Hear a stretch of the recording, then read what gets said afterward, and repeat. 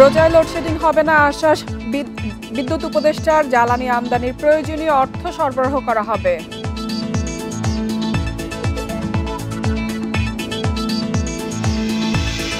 প্রকল্প শেষের 6 মাস পরেও স্থবির জ্বালানি তেল খালাসের পাইপলাইন, গুনতে হচ্ছে ঋণের কিস্তি।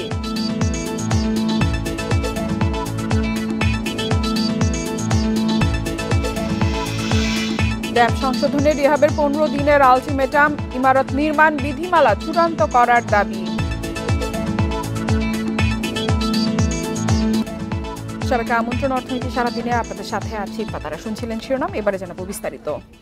রমজান মাসে লোডশেডিং হবে না বলে আশ্বাস দিয়েছেন বিদ্যুৎ ও জ্বালানি উপদেষ্টা ফজল কবির। বুধবার রাজধানীর বিদ্যুৎ ভবনে আন্তঃমন্ত্রণালয়ের সভা শেষে সাংবাদিকদের তিনি একথা বলেন। তবে উপদেষ্টা জানান, গ্রীষ্মকালে 700 থেকে 1400 মেগাওয়াট পর্যন্ত লোডশেডিং হতে পারে। এ সময় বিদ্যুতের চাহিদা 18,000 মেগাওয়াট পর্যন্ত থাকবে। তিনি জানান, আমদানির অর্থ সংস্থান নিয়ে পরিকল্পনা করা হয়েছে। আগামী মৌসুমে অর্থের চাহিদা অর্থ উপদেষ্টা ও গভর্নরকে জানানো হয়েছে। তারা জ্বালানি ও বিদ্যুৎ আমদানির প্রয়োজনীয় অর্থ সরবরাহের আশ্বাস দিয়েছে বলে জানান ফজল কবির।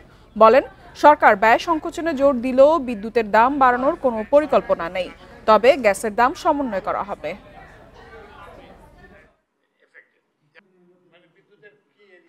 রোজার মাসকে সম্পূর্ণভাবে লোডশেডিং মুক্ত রাখতে। তো এখানে লোডশেডিং মুক্ত মানে কিন্তু যে এমন না যে কোথাও কোনো বিদ্যুৎ বিভ্রাট হবে না, কারণ বিদ্যুৎ বিভ্রাট নানা কারণে হয়। কোনো একটা ডিস্ট্রিবিউশন লাইনের সমস্যার জন্য হয়, কোনো একটা কি বলে যে ট্রান্সমিশন লাইনের সমস্যার জন্য হয়। প্রকল্প শেষের 6 মাস পরেও বাণিজ্যিক ব্যবহারে আসেনি জ্বালানি তেল খালাসের পাইপলাইন। বিপিসি বলছে, পরিচালন ঠিকাদার নিয়োগে উন্মুক্ত দরপত্রের প্রস্তুতি শেষ পর্যায়ে। তবে এসপিএম প্রকল্পটি সচল করতে অপেক্ষা করতে হবে আরও 6 মাস। যদিও অর্থনীতিবিদরা বলছেন, 7,000 কোটি টাকার বিনিয়োগের সুফল পেতে দ্রুত ব্যবস্থা নিতে হবে। সাশ্রয়ী পদ্ধতিতে দ্রুত জ্বালানি তেল খালাসে 2015 সালে single point mooring with double pipeline SPM প্রকল্প নেয় বিদায়ী আওয়ামী লীগ সরকার। চীনের ঋণ ও কারিগরি সহায়তায় প্রকল্পের প্রাথমিক ব্যয় ধরা হয় প্রায় 5,000 কোটি টাকা। পরে 3 দফায় তা বাড়িয়ে করা হয় 7,125 কোটি। গত মার্চে গভীর সমুদ্র থেকে পাইপলাইনে পরীক্ষামূলকভাবে জ্বালানি তেল খালাস হয়। কক্সবাজারের মহেশখালী স্টোরেজ থেকে পাম্প করে তেল আনা হয় চট্টগ্রামের ইস্টার্ন রিফাইনারিতেও। পুরো কাজ শেষ করে আগস্টে প্রকল্প হস্তান্তর করে চীনা ঠিকাদার।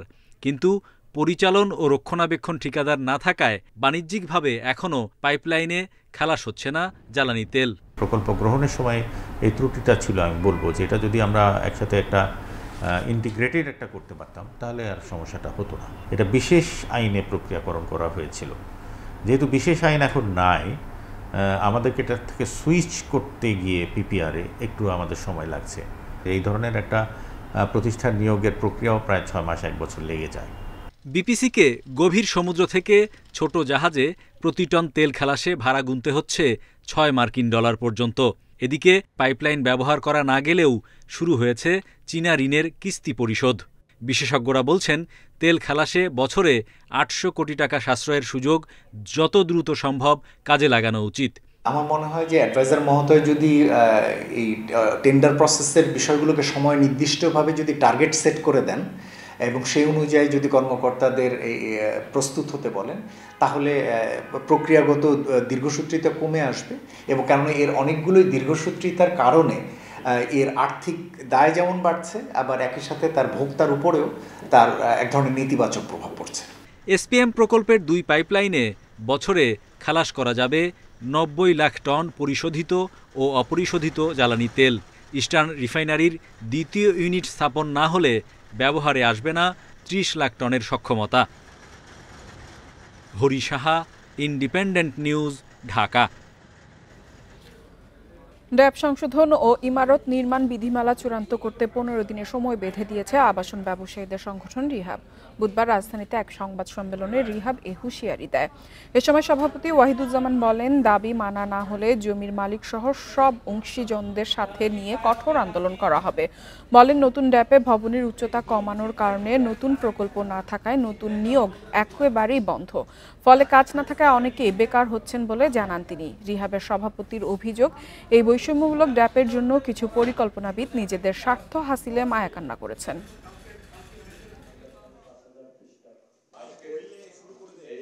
তড়িঘড়ি করে একটি মহলের ছত্রছায়ায় এই ড্যাবটা করা হয়েছিল। তারা যদি আইন নিয়ে বসে থাকে আর দেশে যদি কোনো উন্নয়ন বন্ধ থাকে, তাতে কার লাভ হবে? সরকার রেভিনিউ হারাবে, ব্যবসা বাণিজ্য বন্ধ হয়ে গেলে মানুষের রুজি রোজগার কমে যাবে। ফেনীর সোনাগাজীতে যুবদল নেতা মোহাম্মদ মাসুদের পরিবারকে নতুন বাড়ির চাবি হস্তান্তর অনুষ্ঠানে লন্ডন থেকে ভার্চুয়ালি বক্তব্য রাখছেন বিএনপির ভারপ্রাপ্ত চেয়ারম্যান তারেক রহমান। সরাসরি চলে যাচ্ছি তার বক্তব্যে। বাংলাদেশ এমন একটি দেশ হিসাবে আস্তে আস্তে ভবিষ্যতের দিকে এগোক, যেই দেশে মানুষের অধিকার থাকবে, যেই দেশে মানুষ তার মত প্রকাশ করার স্বাধীনতা থাকবে, যেই দেশের মানুষের নিরাপত্তা থাকবে, আইনের শাসন থাকবে। এইরকম একটি বাংলাদেশের প্রত্যাশা মানুষের কাছে। আসুন, আজকে আমাদেরকে যদি মাসুদ সহ হাজারো মানুষ যারা শহীদ হয়েছে তাদের আত্মার যদি মর্যাদা দিতে হয়, তাদের এই আত্মহতির যদি মর্যাদা দিতে হয়, তাহলে এখন সময় এসেছে সামনের দিকে আমাদেরকে বাংলাদেশকে গড়ে তুলতে হবে। যারা শহীদ হয়েছে, তারা যে কারণে জীবন আত্মহতি দিয়েছে, তাদের সেই প্রত্যাশা অনুযায়ী আমরা যারা আজ পেছনে রয়ে গিয়েছি, আমাদের সকলকে ঐক্যবদ্ধভাবে বাংলাদেশকে আজকে গড়ে তুলতে হবে। সেই বাংলাদেশকে, যেই বাংলাদেশের আশা আকাঙ্ক্ষা করেছিল মাসুদেরা, সেই বাংলাদেশকে, যেই বাংলাদেশকে আপনার সহ কোটি কোটি মানুষ আজ প্রত্যাশা করে, সেই বাংলাদেশকে আমাদের গড়ে তুলতে হবে।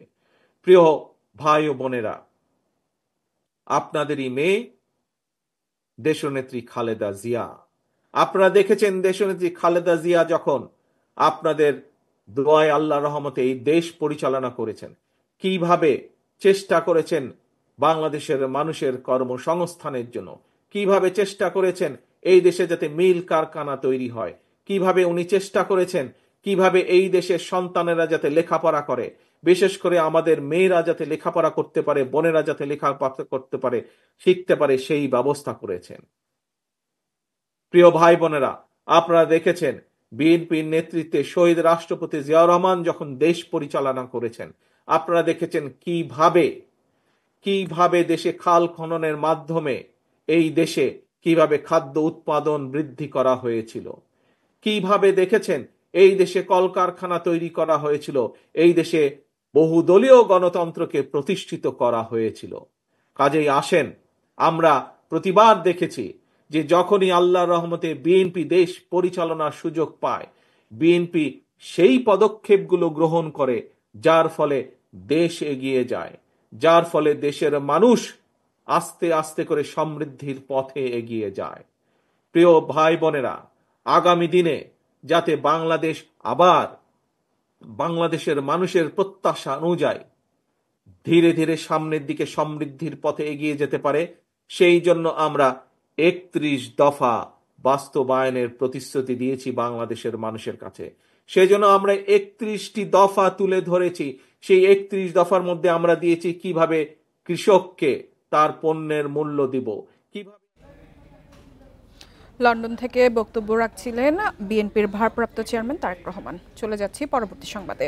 4 মাস পর দেশের সার্বিক মূল্যস্ফীতি নেমেছে এক অঙ্কের ঘরে। জানুয়ারিতে মূল্যস্ফীতি কমে 9.94% হয়েছে, আর খাদ্য মূল্যস্ফীতি কমে হয়েছে 10.72%। গত মাসের তুলনায় কিছুটা কমলেও টানা 10 মাস ধরেই খাদ্য মূল্যস্ফীতি 10%-এর ওপরে রয়েছে। বাংলাদেশ পরিসংখ্যান ব্যুরো BBS এর তথ্য মতে গত বছরের মার্চের পর খাদ্য মূল্যস্ফীতি আর এক অঙ্কের ঘরে নামেনি। খাদ্য মূল্যস্ফীতি মূল্যস্ফীতি বেশি থাকায় স্বল্প আয়ের মানুষ দীর্ঘ সময় ধরে চাপে রয়েছে।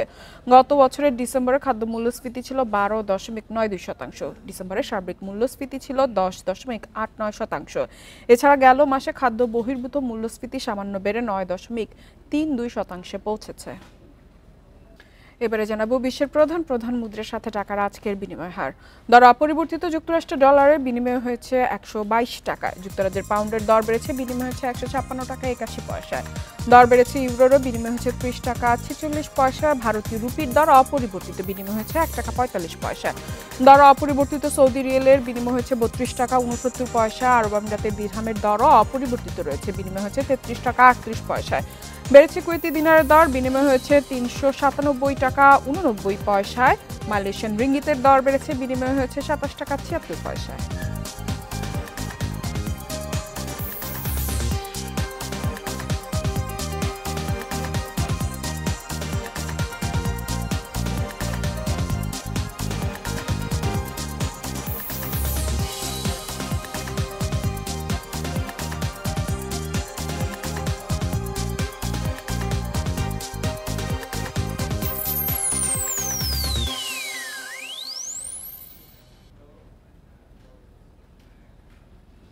আর এই ছিল অর্থনীতি সারাদিনের আজকের আয়োজনে। ইন্ডিপেন্ডেন্ট টেলিভিশনের সব খবর আরও জানতে চোখ রাখুন ফেসবুক, ইউটিউব এবং এক্সে। আমন্ত্রণ আমাদের পরবর্তী সংবাদে।